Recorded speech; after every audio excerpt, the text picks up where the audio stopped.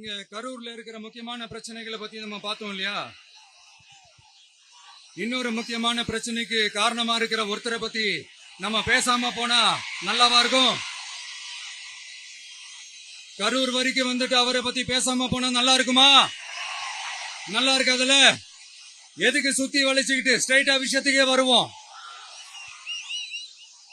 இந்த கரூர் மாவட்டத்துல ஒரு மந்திரின்னு ஒருத்தர் இருந்தார்ல. இப்ப ஒரு மந்திரி இல்ல, ஆனாலும் மந்திரி மாதிரி. நான் யாருன்னு உங்களுக்கு சொல்லிதான் தெரியணுமா என்ன?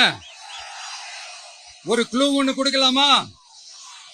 பாட்டிலுக்கு 10 ரூபா, பாட்டிலுக்கு 10 ரூபா, பாட்டிலுக்கு 10 ரூபா, பாட்டிலுக்கு 10 ரூபா, பாட்டிலுக்கு 10 ரூபா, பாட்டிலுக்கு 10 ரூபா, பாட்டிலுக்கு 10 ரூபா, பாட்டிலுக்கு 10 ரூபா.